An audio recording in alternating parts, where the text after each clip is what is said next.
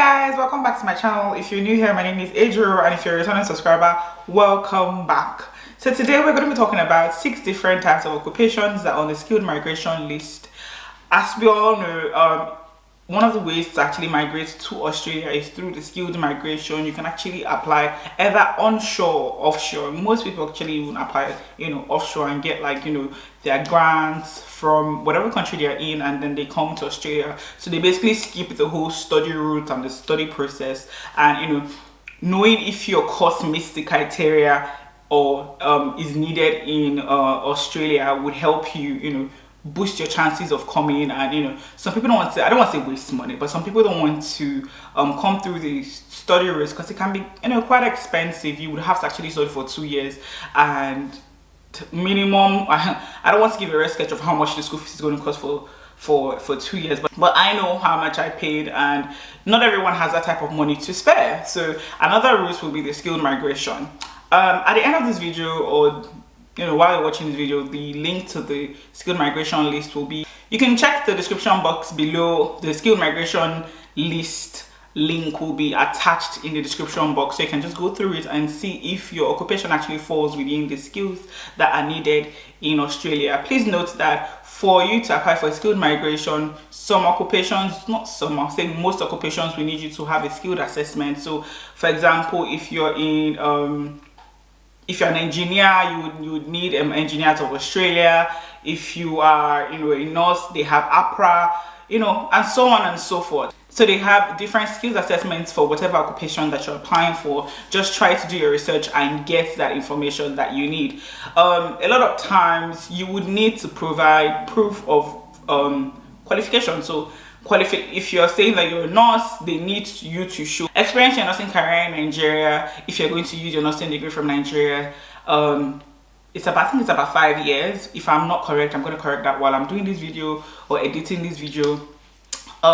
You also need to provide proof that you were working, so e.g. tax from your organization, pay slips. These are some of the things that you need while you're applying for a skilled migration, but I'm not going to go too deep into it. If you want to see a checklist video of everything you need while you're applying for a skilled migration from overseas, let me know and I'll do a video for you on that. But moving forward, why we're here today is majorly because of the courses that are always there.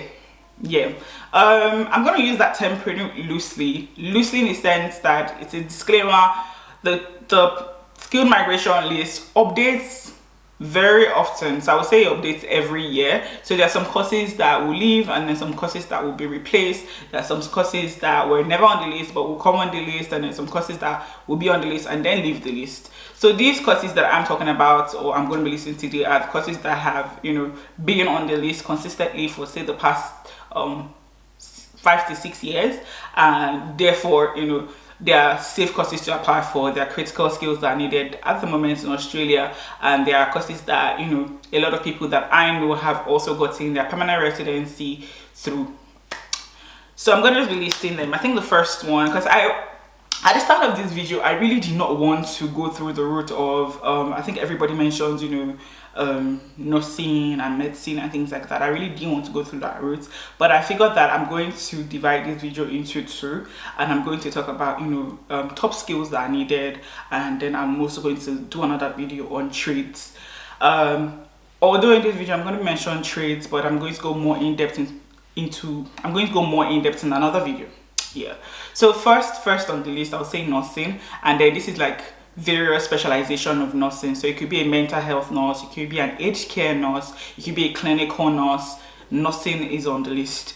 I'm sure everybody knows this. A lot of people come from Nigeria and change degrees or change careers and actually start studying nursing from different degrees. But that's because everybody is sure that nursing is always going to be on the list, and nursing hasn't left the list in a very long time. Another occupation that's also on the list is accountants. Accountants are highly needed in Australia, but then in some states they are pretty competitive. So in some states like New South Wales, the score you need, the points you need, is pretty high. So I would advise that if you're an accountant, maybe you should move to some other states like South Australia or Western Australia, those states, or even even Victoria, that's Melbourne, you know, it will be easier for you. I won't say that it's not competitive there, but it's less competitive than New South Wales. Doesn't mean that New South Wales doesn't give grants for accountants. I'm just, you know, saying that the point system there is higher and it's a lot more competitive in New South Wales. But the third one will be doctors. Doctors in different fields and different specializations are also needed. I don't think I can overemphasize on it. The only problem I have with Australia is that you really cannot apply for medicine. If you're trying to say undergrad, you cannot actually apply for medicine undergrad from say Nigeria, for instance. It's annoying because for a country that actually needs doctors, you would expect that, you know, you should be able to apply for medicine from, you know, outside the country, but most schools will not give international students admission to come and study medicine and surgery. It's annoying, but that's just the thing. But if you come with your degree, you know, and experience, they will take you. Logic. So annoying. Moving on, another one will be engineering. Engineering in different specializations. So electrical engineering, mechanical engineering. On the list, you see a lot of mechanical engineering, civil engineers, and the list goes on. So like I said, the link to the skill migration list will be in the description box. So even if I do not mention your occupation, go there and search to see if your occupation is on the skill migration list. You'll be shocked to see the kind of occupations that are there. Trust me, there are some occupations that are like, what is this? You really need this skill. Yeah, but the occupations I'm currently mentioning are occupations that are steadily on the list.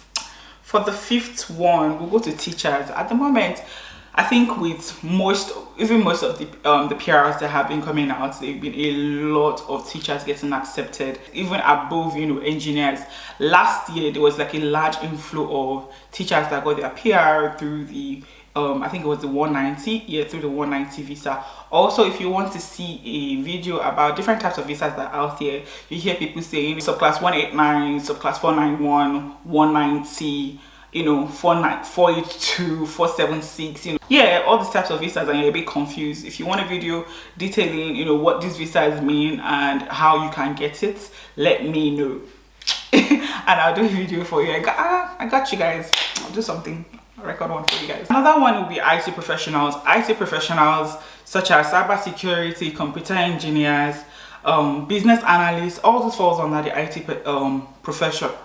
All this falls under the IT profession. So I think my advice would be that, you know, go to the list, check for your course to see if it actually falls within the skill migration list, and see if you can actually even just apply from Nigeria instead of coming on the student, you know, through the student routes. This is also another option. Also, as a student, what you can also do is go through the skill migration list before actually picking a course to study. Try to find a course that is actually closely related to yours. If you're working in your field in whatever country that you're in, if you find a course that is closely related and you study while you're applying for your PR or applying for your next visa after your student visa, you can now connect, what's it called? You can connect the experience from you can connect the experience from your previous study and the new experience that you probably have or have gained in Australia, and then, you know, add that to your application so that, you know, you're not just studying a course that you cannot use afterwards.